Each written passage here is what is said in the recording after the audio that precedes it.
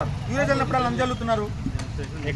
Already నాటు పెట్టినప్పుడు బీజ్తో పాటు కలుపుమన్నాను ఒక బస్తాయి జల్లు ఉంటారు పెద్ద రైతు, ఒక అరబస్తా జల్లరా.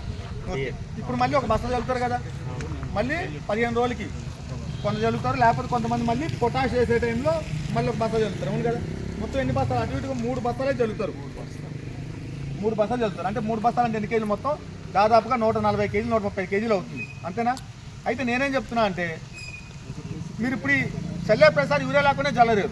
వరి పంటకి 100% యూరియా లేకుండా దిగుబడి అయితే రాదు. యూరియా లేకుండా మనకు మొక్క పెరుగుదల ఉండదు, పచ్చదింపు ఉండదు, అదేవిధంగా మనకి దిగుబడి కూడా రాదు. యూరియా తగ్గించుకోమట్లా. కానీ మేము చెప్పేది ఏంటంటే ప్రతి రైతు కూడా మీరు వేసినప్పుడు 45 కేజీలు సంచి చల్లుతున్నారు కదా, 45 కేజీల్లో 30 కేజీలు యూరియా మాత్రమే చల్లండి. 3 సార్లు 45 కేజీలు చల్లే బదులు మీరు 3 సార్లు 30 కేజీలు చల్లితే ఎన్ని బస్తాలు అయితే? 2 బస్తాలు అవుతాయి.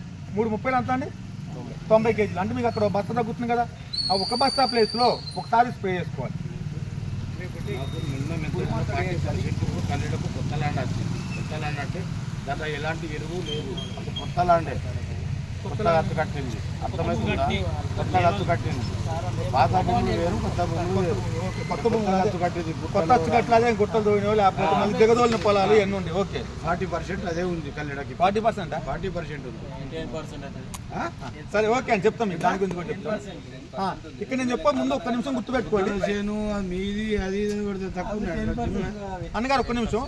ముందుగా మీ అందరికీ చెప్పాల్సింది ఏంటంటే మీరందరూ ఈ నానో డిఏపి నానో యూరియా మీ అందరూ తెలిసిందే కదా, కొత్త ఏం కాదు. ఎందుకంటే మీరు సొసైటీలో ఆల్రెడీ ఇంత ముందు కూడా మీకు చాలాసార్లు ఇస్తున్నారు. కానీ నేను ఒకటి చెప్పేది ఒకటి, మీకు ఆ బస్తాలన్నీ మీరు ఏదో డిఏపి పోవడనో యూరియా పోయినప్పుడు మీకు డబ్బాలు మీకు అంటగట్టడం వల్ల కొన్ని దాని గురించి వాళ్ళు సరైన విధానంలో మీకు ఎక్స్ప్లెయిన్ చేయలేదు అనుకుంటాను నేను. అవునా కాదండి? మీరు ఏం చేశారు, ఏదో డబ్బాలు ఇచ్చారని చెప్పి దాన్ని ఇంట్లో పెట్టుకున్నారు. ఇప్పుడు కూడా చాలా మందిలలో డబ్బాలు ఉన్నాయి, ఒప్పుకుంటారు కదా ఇదైతే. అవునా? మీరే చెప్తా ఉంటాను, చెప్తాను అన్నీ చెప్తా, డౌట్ అయిపోయాక. అయితే నేను చెప్పేది ఒకటి, మీలో ఎంతమంది దగ్గర ఇప్పుడు పెద్ద ఫోన్లు ఉన్నాయండి? చూస్తుంటే సగం మంది దగ్గర అయితే మినిమం ఉన్నాయి. కానీ ఒకప్పుడు చిన్న ఫోన్లు ఉండే కాదు, అసలు ల్యాండ్ లైన్ ఉండే కాదు. అంటే మీరు టెక్నాలజీతో పాటు మీరు కూడా అప్డేట్ అవుతున్నారు కదా. అంతేగాని ఆ ఫోన్ మనకెందుకంటే మీరు అనుకుంటున్నారా? ఇప్పుడు మీ పిల్లలు ఆడుంటారు, మా కూడా ఈ నానో టెక్నాలజీ కంపల్సరీ